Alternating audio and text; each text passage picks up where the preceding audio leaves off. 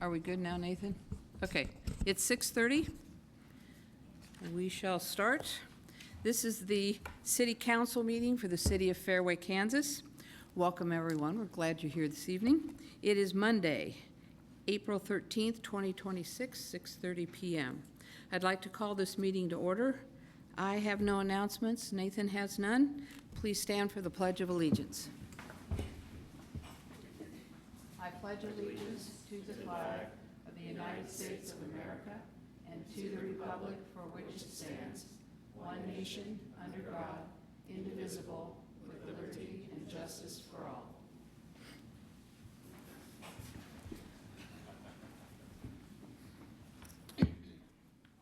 We have one proclamation this evening that I'd like to read into the record, and that is for Arbor Day.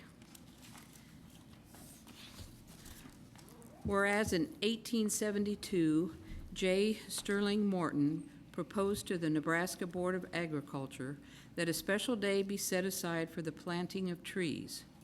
And this holiday, called Arbor Day, was first observed with the planting of more than 1 million trees in Nebraska. And whereas Arbor Day is now observed throughout the nation and the world, and whereas trees can reduce the erosion of our precious topsoil by wind and water, cut heating and cooling costs, moderate the temperature, clean the air, produce life-giving oxygen, and provide habitat for wildlife. And whereas trees are a renewable resource giving us paper, wood for our homes, fuel for our fires, and countless other wood products. And whereas trees in our city increase property values, enhance the economic vitality of business areas, and beautify our community. And whereas trees, wherever they are planted, are a source of joy and spiritual renewal. Now, therefore, I, Melanie Hepperly, Mayor of the City of Fairway, do hereby proclaim April 24th, 2026 as Arbor Day in the City of Fairway. And I urge all citizens to celebrate Arbor Day and to support efforts to protect our trees and woodlands. And I urge all citizens to plant trees to gladden the heart and promote the well-being of this and future generations. Dated this 13th day of April, 2026. All right, it's time for the monthly reports of standing committees. Consolidated Fire District Number 2, the report is in the packet. Administration and Finance, Nathan?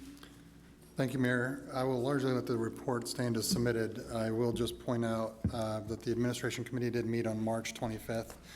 We discussed the potential concepts for a property tax rebate program.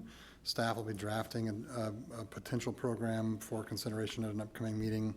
We also discussed the West 53rd Street sidewalk and crosswalk potential project. We discussed the possibility of creating a benefit district for that work.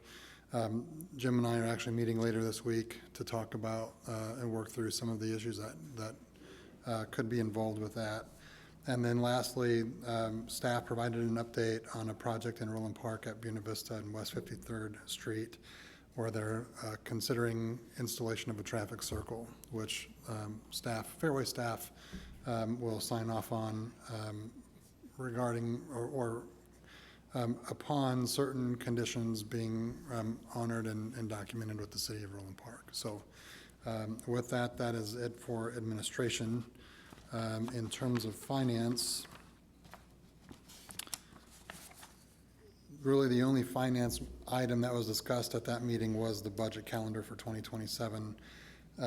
And we are still waiting to see exactly how our budgeting process is going to be affected by activity in Topeka. So more on that to come at the next Administration and Finance Committee meeting. With that, I'm happy to answer any questions. Any questions for Nathan on either topic? Nope. All right, thank you, Nathan. Police, Chief? Thank you. Last month was our, as far as numbers go, in reference to citations, arrests, was our biggest month. And I'm not proud of that. But that was it was the biggest numbers month we've ever had in Fairway. We had 41 charges with arrest, which is quite a bit, and we wrote almost 440 citations.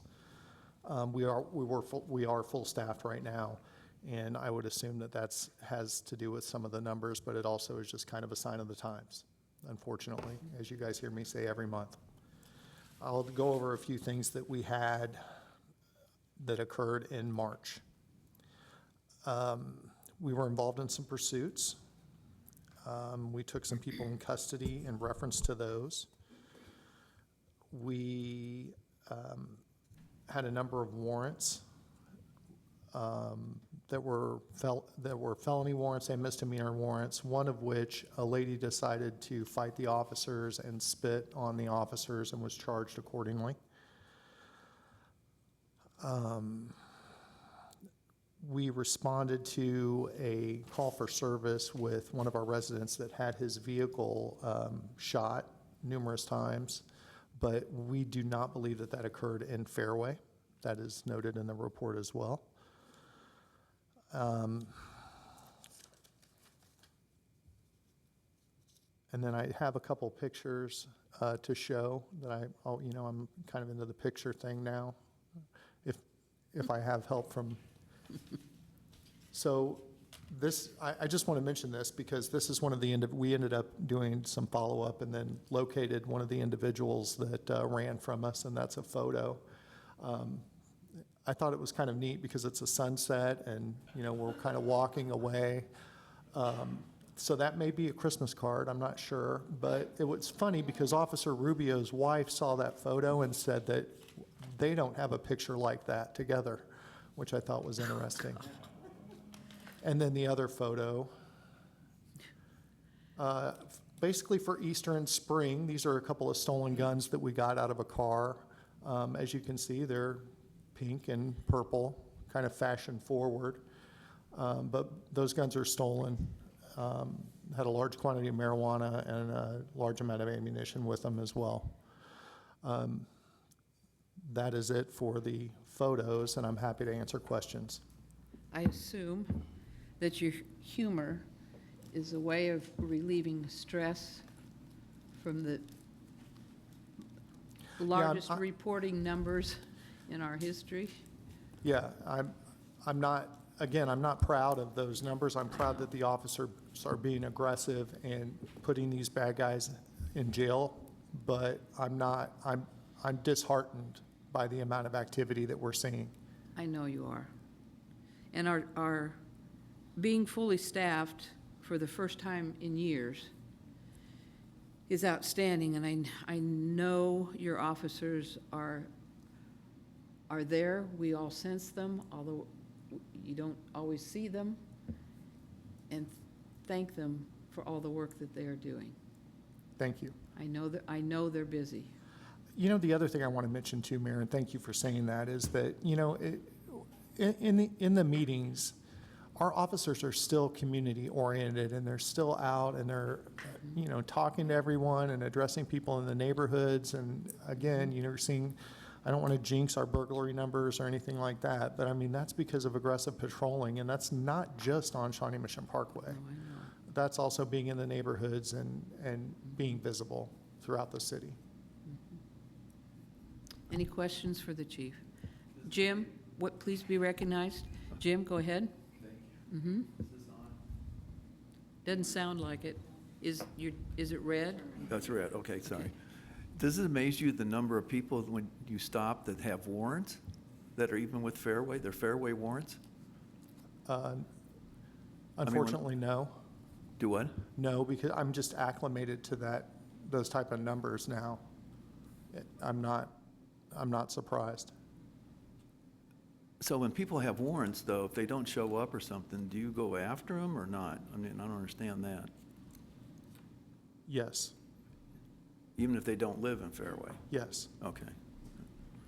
Do you Jerry? catch them? Jerry? Jerry Williams, Ward 2. No comment, no question, just a comment. We have our largest service of the year, generally on Easter Sunday at Old Mission, like most churches. And I saw the picture of Officer Rubio, and he was the officer assigned this year, and he's just incredible. So thank you for sharing him with us each year. We appreciate it. Thank you. Anyone else? Yes, Lee? Lee Story. Chief, I don't know if this is accurate or not, but I was told that during the World Cup that the Prairie Village PD would be escorting their team, I think it's England, back and forth to practices and games and whatever else they're up to. And if that's accurate, it sounds to me like that would take them off of the regular beat. Is that something you guys have planned for, and how do you think that's going to affect Fairway? Yes. They've been planning for months. I know they have. This was just a wrinkle that I didn't know about, this escort back and forth. That's going to consume a lot of PD time. Yeah, they've addressed that, and that, there's been requests for outside assistance, and we are supporting them as much as we can when we have the availability to support the team that they're housing in Prairie Village. As far as the transports go, that's mainly going to be handled with traffic units and special assignments that are going to be providing those escorts. And you are exactly right. They need to be, those teams are going to be escorted all around. So that's something that the city, the metropolitan area as a whole will get used to seeing, are police escorted buses or however they're traveling in those vehicles. Anytime they go to the airport, anytime they go to the SWOPE, from Prairie Village to the SWOPE practice facility, anytime they're going to a game, there's escorts provided constantly for that. And that's not just that one team. That's for anybody arriving here, team-wise, and also all the other teams that are being housed in the metropolitan area. So there will be a lot of police activity, and we're planning accordingly for that. Fortunately enough for Fairway, our piece of that is not big because we're not housing a team. We also don't have large FIFA events here. There's a number of watch parties. There's a number of, Fan Fest. Kansas City, Missouri is requesting, additional personnel and all that. And those spots are all being filled. And they're even expanding past the metro to cover those. All of that planning has been in motion for a very long time. And I am in meetings I'll say with frequency is the nicest way I can say that regarding FIFA. So there's a bunch of planning that's taking place. It's going to be interesting. Thank you. Oh, it'll be fun. Anyone else? All right, thank you, Chief. Public Works, Bill? Thank you, Mayor. Today was my first full day back in the office, full plus day, since. Welcome back. Well, yeah, thank you. My first partial day was Friday, and after 6 hours on the job, I got called after hours by Nathan inquiring about a work going on Shawnee Mission Parkway, and I'm like, man, I've been in the office for 6 hours in the last 3 weeks. You're going to have to give me a bit of a second to figure that one out, but we got it figured out. I'll largely let my report stand as submitted. I do want to point out, I did mention street sweeping, that, well, we tried. We did get our sweeper back, and we did make a full pass through the city the week of April 6th. So we have been through. That'll move to an as-needed service now. We've gotten most of the spring dandruff that has fallen off the trees picked up. We're largely in mowing mode now. To kind of tailor on or tack on to the chief's talk of the World Cup, one thing that we will be doing as a city is we will not be allowing any permitted work in right-of-way on Mission Road or Shawnee Mission Parkway from from June 1st to July 15th to make sure we can keep those main thoroughfares open throughout the city. We're following suit, as most cities are, with something like that, keeping their main thoroughfares open and only available for emergency work during that time. So other than that, I'd be happy to answer anyone's questions. Questions for Bill? Lee? Lee Story. Bill, you were kind enough, I appreciate you giving an update on the traffic calming measures on Norwood. Have you had, I know you haven't been back long, but have you had a chance to see what may have gone wrong and what's going to have to be the fix, and then get it back online at some point in the future? It just, sometimes whenever you go to download the information onto the flash drive, sometimes it just doesn't transfer, and this was just one of those cases. There's nothing nefarious, just once in every Sure. 50 times it happens. Do we have to do it again? Is We'll that- have to do a full week again. We were waiting till later in the week with the inclement weather predicted for tomorrow. We want to make sure to get a good balanced effort of cross-section of cars through there. Well, thank you for doing that. Appreciate it. Mayor? Anyone else? Yes, Jim? Jim Hafner, Ward 3. Bill, just publicly, thank you for doing the holes by the creamery. Do you have any idea why there's all that water there that? We do not. He reached out to us. I was out of the office at the time, but I was copied on the email, so I got caught up pretty quickly. Staff patched those holes that day that he called us. I think they're worried about some sort of possible water line leak, so he was instructed to reach out to Water One, and once they got that straightened away, he was going to reach back out to us, and we have not heard back from him. Okay, so Water One is. He was supposed to come out and contact take a Water look One to then? see if there was something on Okay. their end, and then we were going to go from there. Okay, great. Thanks again. Anyone else? Thank you, Bill. Parks and Rec, Nathan? Thank you, Mayor. I'll let Bryce's report stand. In his, part of his packet was his off-season or non-pool season report, annual report for 2025. And if he, I don't know if he would mention this if he were here or not, but I'm going to. On page 7 of his report is his facility rental overview for 2025. And these numbers are just incredible. We had 375 facility rentals in 2025, which averages more than one a day. And that revenue just for the city hall rentals generated almost $80,000. Pardon? The revenue for just the city hall rentals was just a hair under $80,000 in revenue for the rentals. And most of that was the Nerf parties that we host here on the weekends and all the other parties. But Nerf, as Bryce mentioned earlier in his meeting, is remaining incredibly strong in terms of rentals here for City Hall. And just to put that in context, about 1,500 people come through in a month just for the rentals.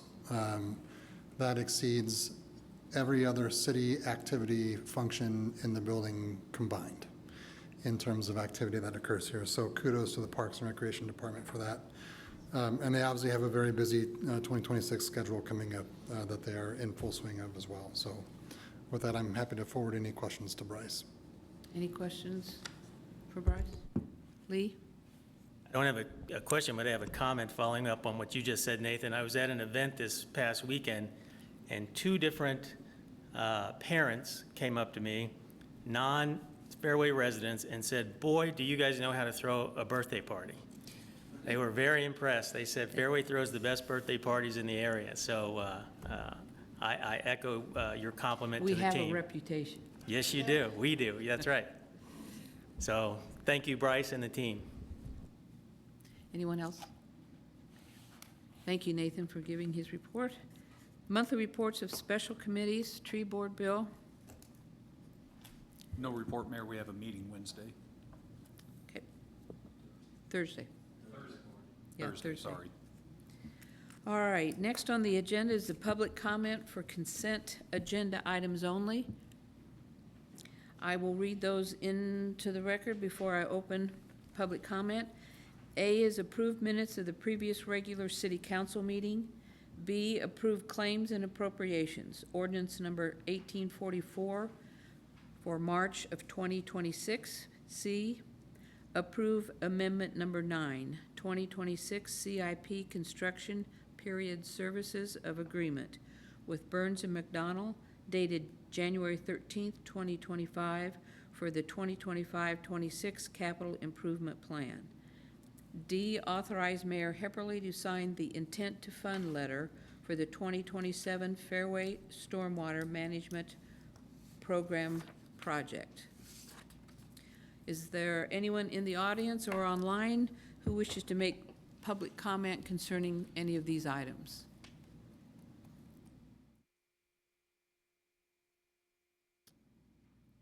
Anyone, Nathan? No? Okay. These items are determined to be routine enough to be acted on in a single motion. However, this does not preclude discussion. If a council member requests, an item may be removed from the consent agenda for further consideration and a separate motion. Does anyone have an item they'd like to consider separately? No, I'll entertain a motion for the consent agenda items A through D. Mayor, I move we approve the consent agenda items A through D. It's been moved and seconded that we approve consent agenda items A through D. All those in favor, aye. Aye. Opposed, no. Passes unanimously. New business. Item A, consider ordinance number 1845, an ordinance approving a special use permit for the location of a sport court located at 5766 Windsor Circle, Fairway, Kansas, as submitted by Donald and Anna Friend, property owners. Nathan, do you want to introduce this? Sure, it'll be very brief. These are, the next two applications are sport courts that have come through the Planning Commission. Planning Commission is recommending approval of both with some stipulations that are spelled out in the report. And I believe we may have the applicants here this evening if there are any questions directly for them, but staff is recommending approval. Okay. I'm sorry, Planning Commission is recommending approval. Yeah, okay. Is there anyone in the audience that would like to comment on this item? Anyone online? All right, I'll open it for discussion by council, if any. Mayor? Jim? Jim Hafner, Ward 3. I saw the one at 6118 Reinhardt Drive, and it's kind of nice and neat because, We're on item A, oh, sorry. Oh, I thought, 5766 Windsor Circle. Anyone else? Is there a motion? Mayor, I motion that we approve ordinance number 1845, approving a special use permit for the court located at 5766 Windsor Circle. All right, it's been moved and seconded that we approve ordinance number 1845. All those in favor, aye. Aye. Opposed, no. Passes unanimously. Item B under new business. Consider ordinance number 1846, an ordinance approving a special use permit for the location of a sport court located at 6118 Reinhardt Drive, Fairway, Kansas, as submitted by Brett and Jamie Duth, property owners. Nathan? Same as before.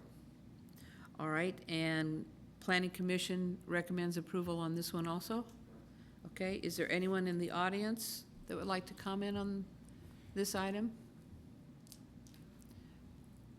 Online? All right, council, any discussion?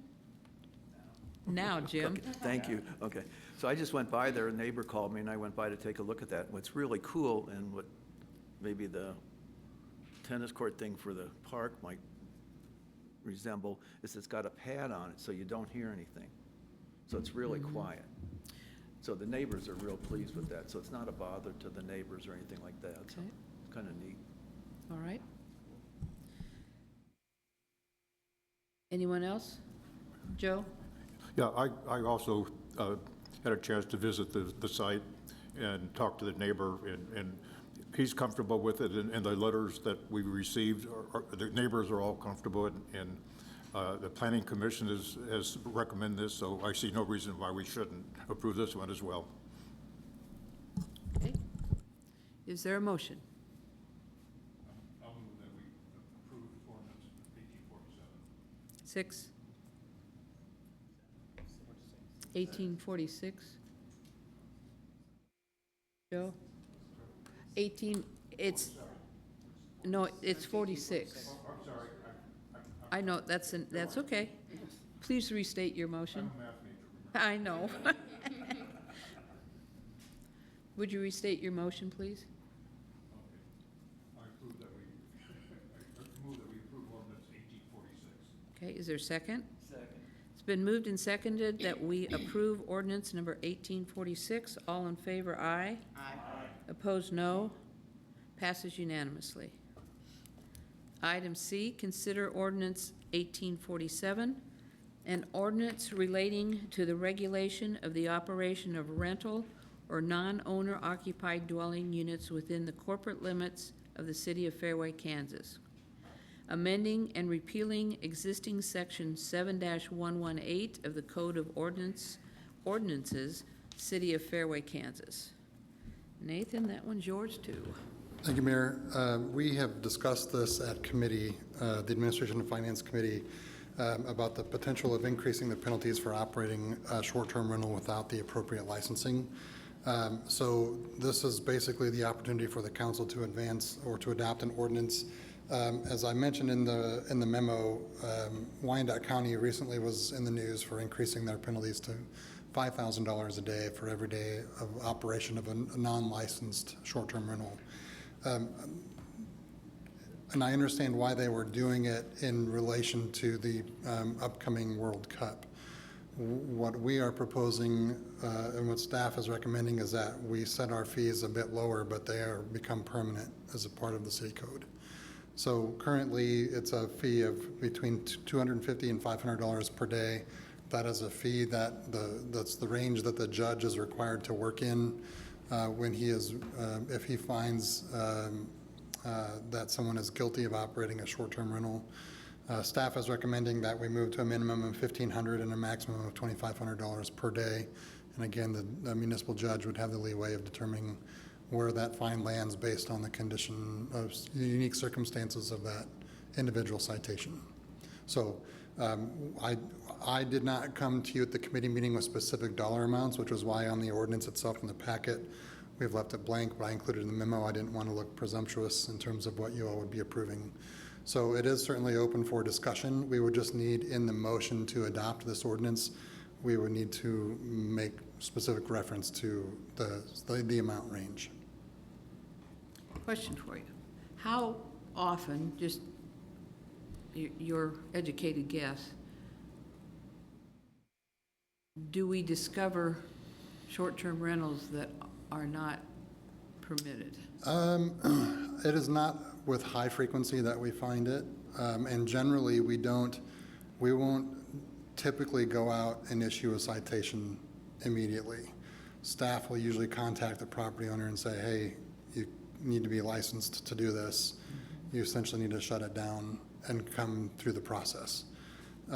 So we generally try to work with the individuals. However, and we'll have a separate conversation about this after we talk about the specific ordinance. But with the World Cup coming to town, we do anticipate that we will have more situations where short-term rentals will pop up, and so we need to be able to go in and address them. And you know, with the way the code is currently written, and with what the anticipated nightly rates will be for short-term rentals, one would look at what we currently have on the books as just the cost of doing business for that period of time.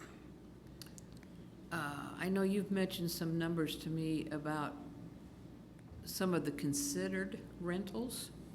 Would you give council just what you're hearing, what they're going to charge per night?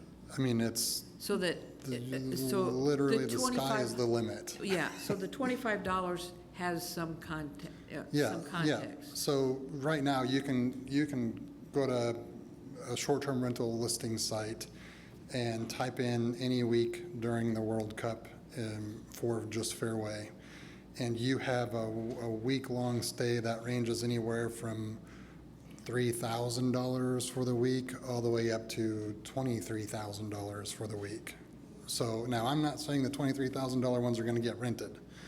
But I'm also not saying they're not. So what we are trying to do here, we already know, as the chief talked about earlier, you know, some of our resources, particularly that for public safety, are going to be in high demand. And so when we look at the history of Airbnbs or short-term rentals in Fairway, generally speaking, we have not had a high number of complaints, and when we have had complaints, we address them directly with both the owner as well as the tenant at the time. But they do require, when we do have to engage, it does require a significant amount of time, both from the law enforcement perspective and then on the back end stuff for the administration side of things.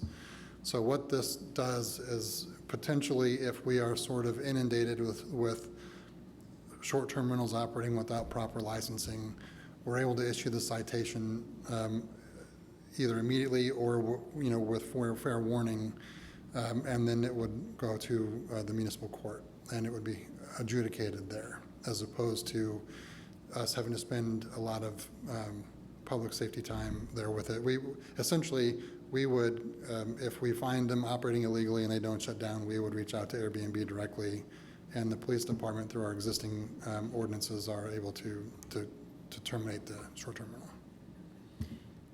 And I know that, just from experience, that has happened where we've had to contact Airbnb, but they've been very cooperative and helpful. They have.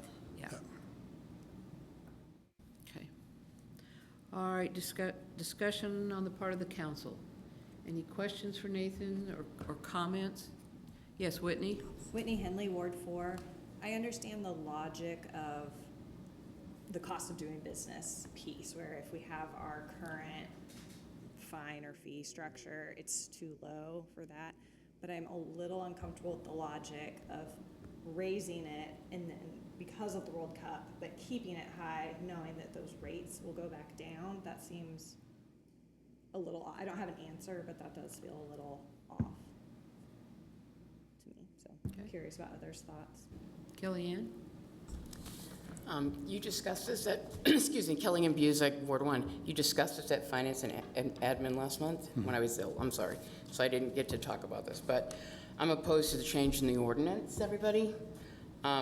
It seems to me it's unnecessary and it's heavy-handed approach to deal with our citizens. It appears to be a solution in search of a problem. We don't know what the issues will occur with the World Cup. We have no idea. Some people may inadvertently violate Ordinance 1847. Sorry. To assess them $1,000 a day is extreme. I prefer to keep the ordinance exactly as it is. It doesn't matter that another city has raised their penalty to $5,000 a day. This is Fairway with our unique issues and solutions. This is not one of them. So I prefer not to vote no. Thank you. Yes, Whitney? Whitney, Ward 4.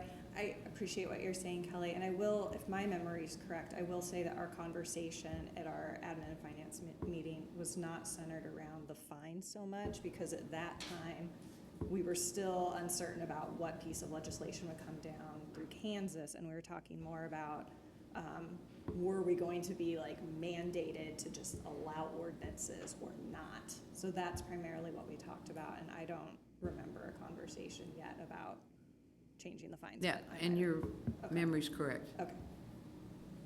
Anyone else? Lee? Lee Story. So I guess I echo a little bit of the concern that we've just heard. I think it's a good policy that we have in place currently that says we go to the homeowner and we say, hey, you're in violation, you have an opportunity to cure that, and it sounds like that happens most of the time, and that's great. And then, of course, if it isn't, then I think a fine is appropriate at some level.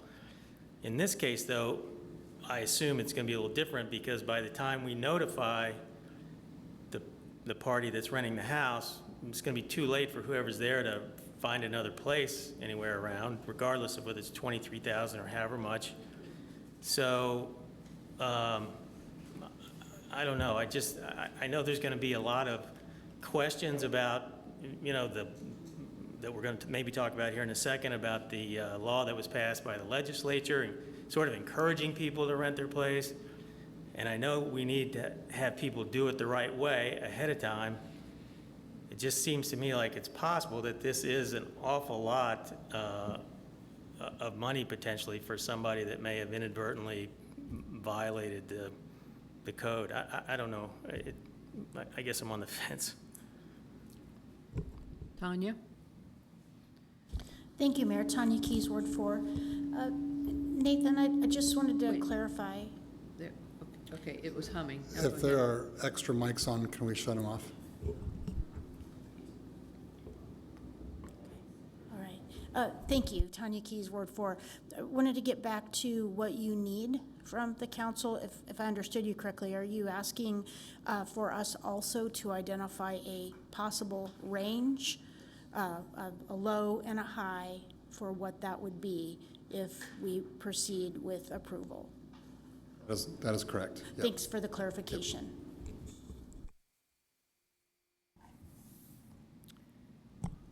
Quick Jim? question, Jim Hafner, Ward 3. Would this be announced to the community before it goes into place? So everybody's aware of it, or what? Yes, yes. So we've already started working on a public awareness campaign via our social media and email program and website regarding the law that was passed and then signed into law last Thursday. Okay. I just don't want to be too mean to our residents.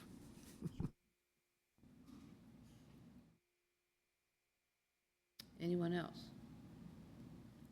All right, I'll open this item for public comment. Is there anyone in the audience or online that would like to address this ordinance 1847? No one in the audience, and no one online. Okay.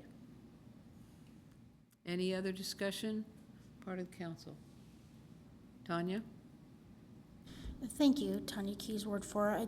I think from my perspective, and perhaps our ward has had some, maybe more, number of negative experiences with this type of business, but I know I also don't want to limit our residents for what they wish to do. I also think if there are residents out there who are really thinking about this, they will be mindful and they will seek information about how to become a proper place for folks to be able to have a short-term rental. So I do trust, and I trust our ability to, normalize this for folks and make sure everyone has the information they need. So I appreciate the creative thought and maybe the preventive thoughts about we don't want any unlicensed operating. And but I just wanted to say that I really do. I don't want to limit options for our residents, but I do believe that residents who are living here would seek information and assistance so that they would be able to do it lawfully. Mayor, if I can just add, Please. and I will defer to Jim on this, but if the council wanted to just limit it for the period of time, for May, June, and July, there would be nothing that would prevent the council from coming back in August. And just like you are considering now, would be to consider altering the fees back to a different level or pre-existing level. So that is certainly within the purview of the council. I was not wanting to muddy the waters here in terms of conversation with this, as well as with the bill passed by the legislature, but I'll go ahead. The legislature did approve, and the governor did sign last Thursday, House Bill 2481, which prohibits cities from limiting the number of short-term rentals in their city from May 15th to July 25th. We currently have a provision in our short-term rental policy that says if there is an existing short-term rental, no one within 1,000 feet can obtain a license for another short-term rental. So it creates this distance between short-term rentals, partially because of the complaints that we've received over the years from Ward 4. We will not be able to enforce that provision during the World Cup. So we have fielded somewhere between, I'd say, 18 and 25 calls prior to the bill being signed. And we have said this is this is our code. We have a buffer zone. And most all of the people who called were in an existing buffer zone. Were in. Yes. We also had a gentleman who was not in a buffer zone, and this is by and large, the sentiment that we've been receiving at City Hall, he was not in a buffer zone, wanted nothing to do with any short-term rentals near him, so registered his home as a short-term rental with zero intention of ever renting it out as a short-term rental. So that is, well, creative, number one. But two, that speaks to the sentiment that we've been getting at City Hall over the years regarding short-term rentals. They are not something that a majority of our residents who have reached out to us have been supportive of. So, which is why we are where we are with the registration or with the requirements that we already have on the books.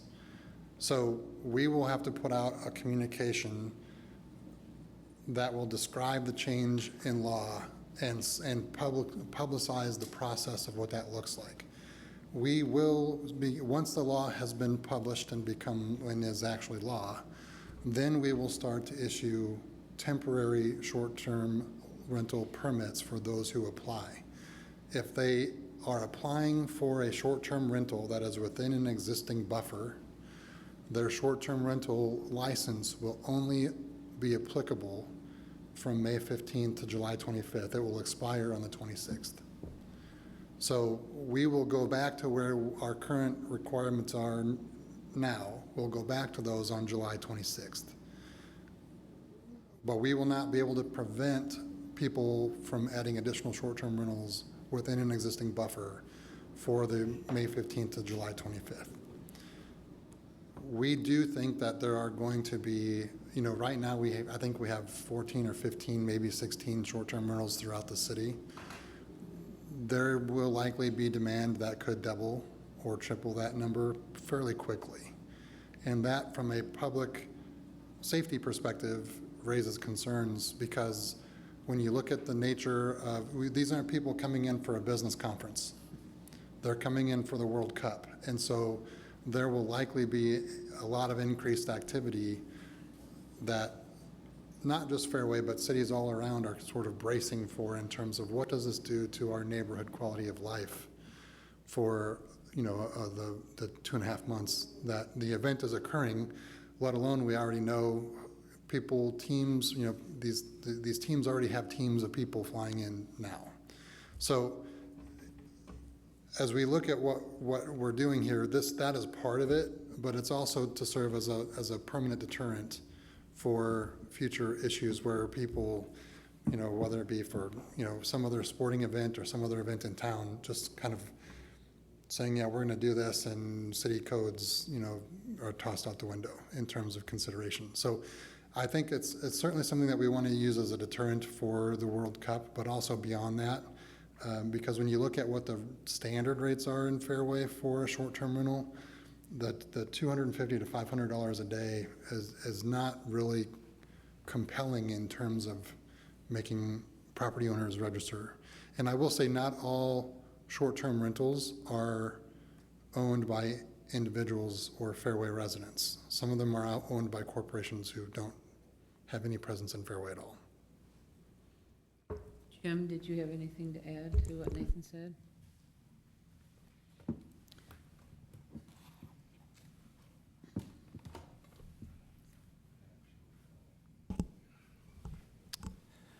Thank you, Nathan.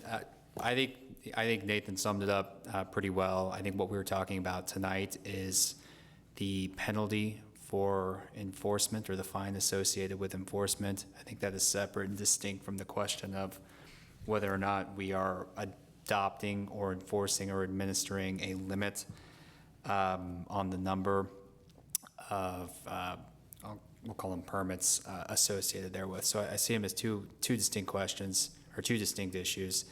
And this deals primarily with enforcement of what is already on the books. And so I'll leave it at that. Okay.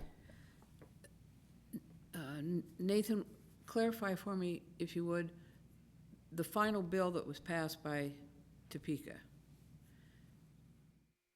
Do the short-term rentals still have to abide by our other regulations? Yes, it only prohibits cities from regulating the number. The number within our So, 1,000 feet. When you Okay. look at our existing, our other, such as no on-street parking, the limited number of guests per bedroom count, all of those would still be applicable. Okay.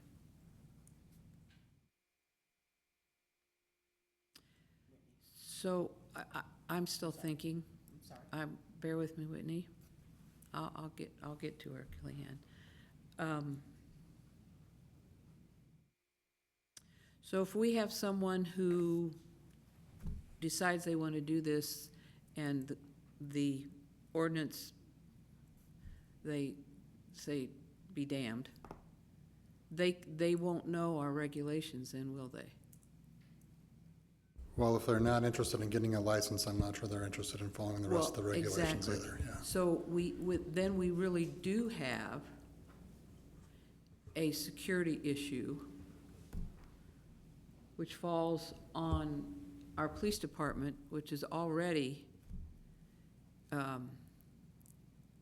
being stressed with what your requirements are to help surrounding cities. I think that needs to be taken into consideration.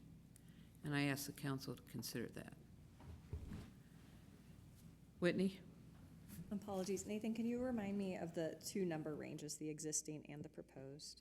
The existing is basically our standard for any sort of code violation is up to $500. This one has a sort of a starting and stop range of 250 is the minimum, and 500 is the maximum currently that the judge can impose on a per day penalty. And the proposed? The proposed, again, you know, I'll say staff is recommending it, but we're certainly not married to it. And that was $1,500 on the low end and $2,500 on the top end. And I do just want to reiterate, as with every code enforcement activity that we do in the city, our intent is not to be heavy-handed.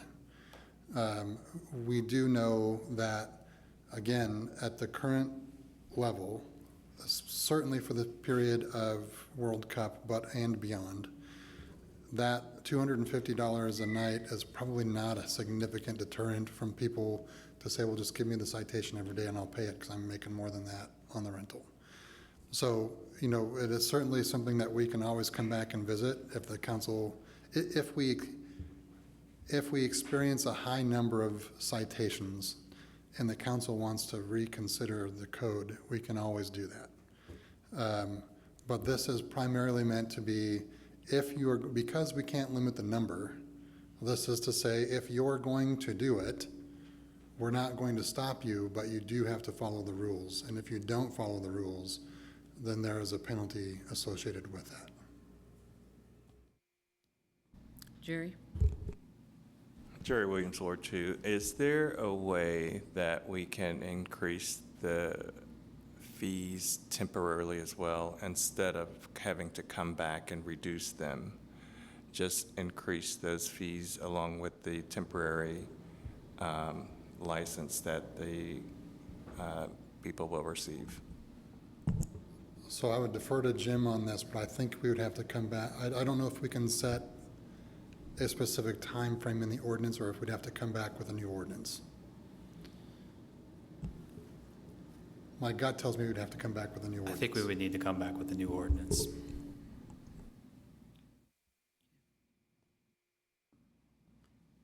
Jerry, do you have another question? Yeah. Okay. Yes, Emily? Emily Snyder, Ward 2.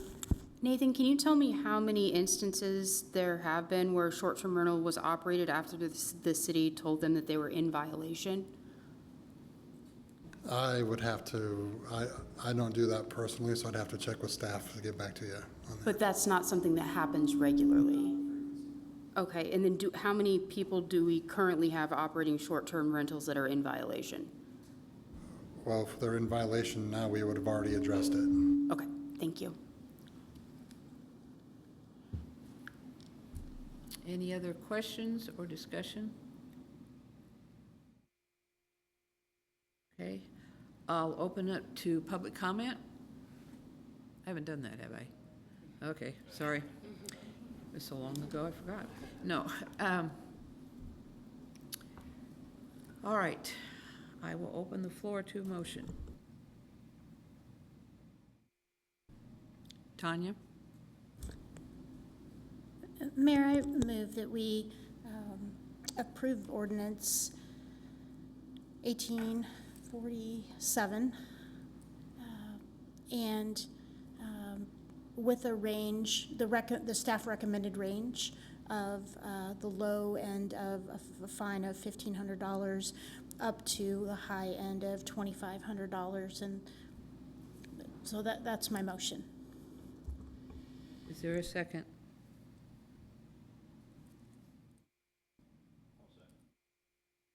Been seconded?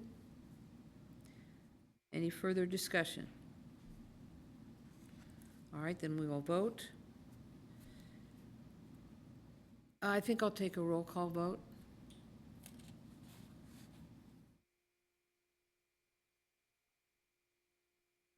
Ready? All right. Whitney, we're going to start with you. No. Jim?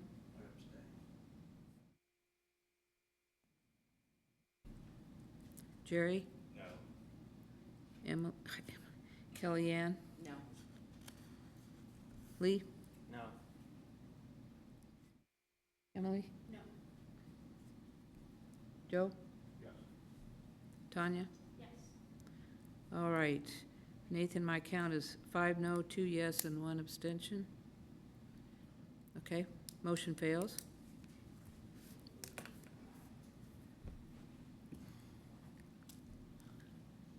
Well, I've never been put in this position, but I'm going to do it. Is there a substitute motion? Yes, Whitney. Mayor, I motion that the council approve ordinance 1847 with a range of 500 to 1,500 for the fine.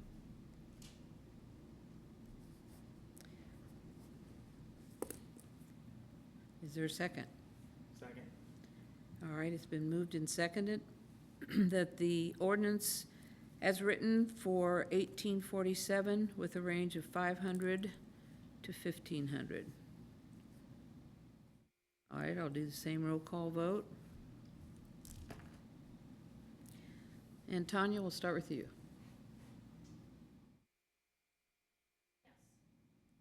Joe? Yes. Emily? No. Lee? Yes. Kellyanne? No. Jerry? No. Jim? Yes. Whitney? Motion passes 5 to 3. You agree, Nathan? All right. Moving on to item D under new business. Consider Fontana Drive block party application, including public consumption, submitted by Edward Shammy.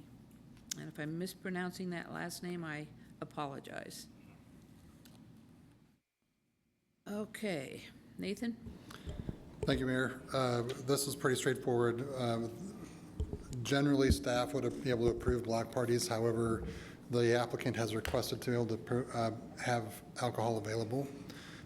So because the alcohol is being provided as opposed to bringing your own, it does require council approval. So the chief has approved the location.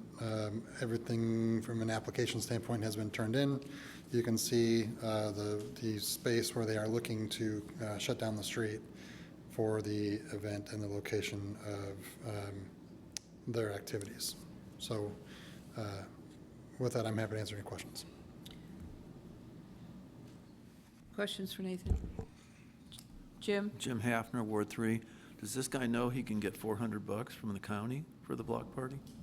I don't know. Would you ask? If he knows he can get $400 from the county for a block party, free. Yeah, they do have a program. The county does provide a program for individuals who want to host a block party, although I do believe there are stipulations regarding alcohol. Oh, I don't know the details. Learn something new every day. Okay, no questions. Any discussion, council? Yes, Joe? This probably seems like a nit, but the way the ordinance or the motion is, or the agenda item is listed as including public consumption. Should that be alcohol consumption? Yeah, It's a nit. well, you can knit. Motions are important. Any other comments, discussion? All right, is there anyone in the audience that wishes to address this item? Come on forward. Yeah, you do. Turn on the mic. Gary, state your name and address for the record. No, you have to be on the microphone, so our secretary can hear it. Gary Young, 5617 Norwood. My question is, for the block party applications, is there liability insurance involved, considering alcohol is present?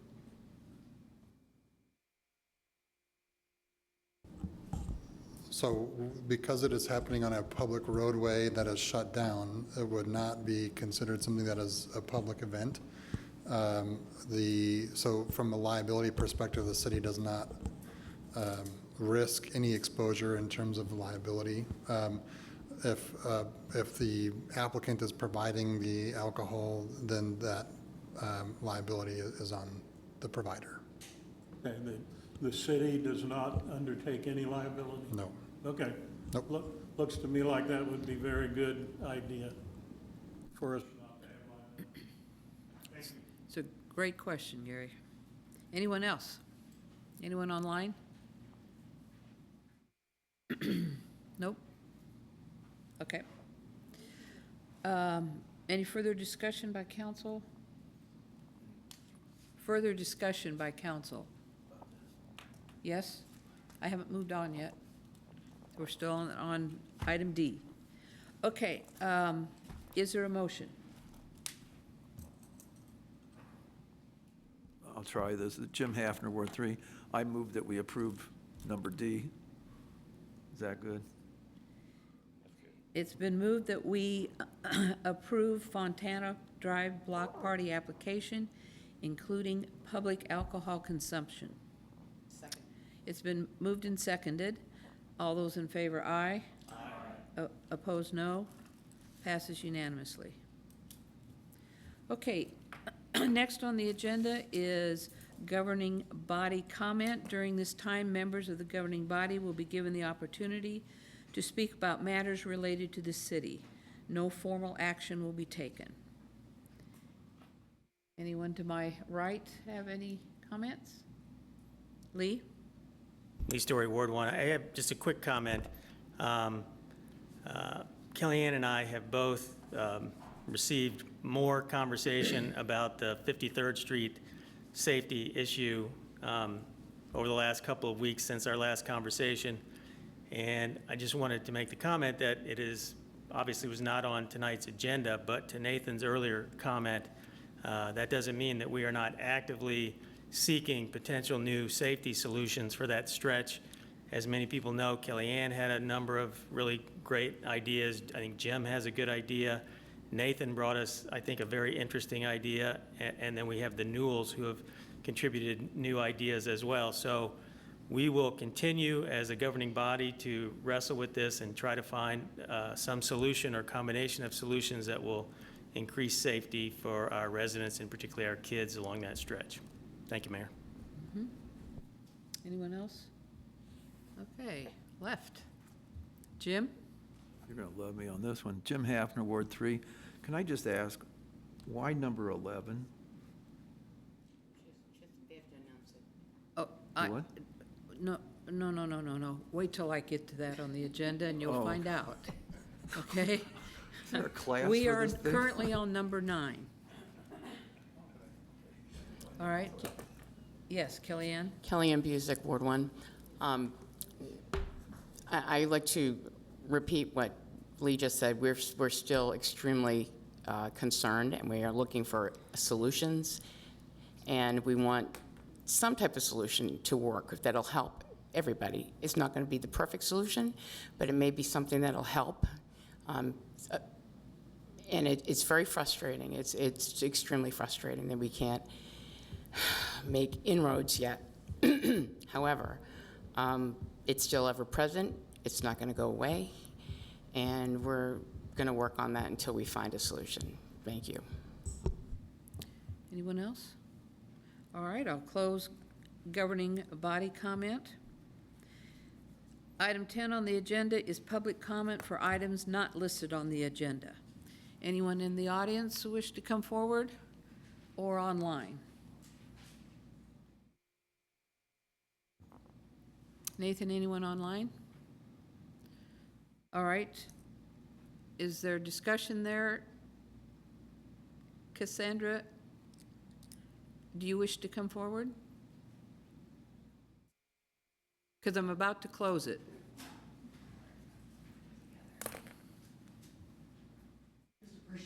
Please state your name and address for the record.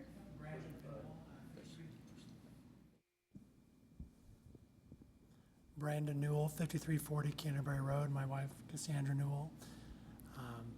We do appreciate the conversations back and forth between Kellyanne and Lee.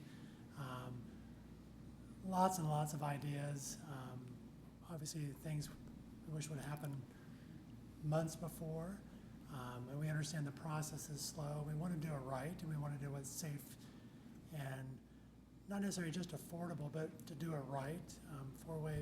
Fairway is kind of one of those towns that there's definitely a lot of thought put into the streets and why we do things. And we do want it to not only function, but we also want to protect the people who use the streets, who are going through that area, and to use function and form.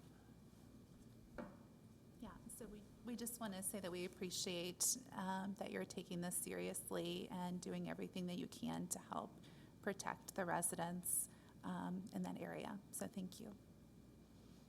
And if there's anything we can do to help foster anything, we're more than happy to, whatever time we have, we can help out. Thank you. Keep up the good work. Thank you both very much. Appreciate your comments.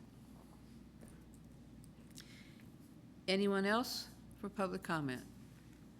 All right, I'll close public comment. Tanya, you have a motion for me?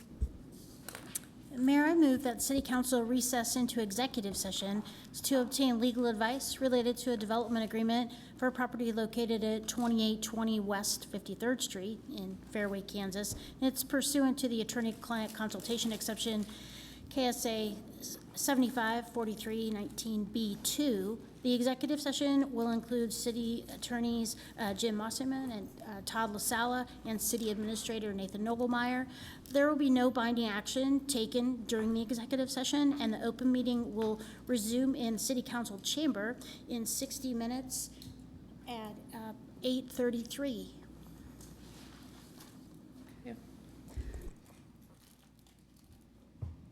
Is there a second? Second. All those in favor, aye. Aye. Opposed, no. Don't leave yet. I'd like to let everyone know in the audience that when we return at 8:33, there will be no further business conducted. You're welcome to stay, but we'll be coming back only to adjourn. Thank you. If we see you later, great. If not, have a great evening.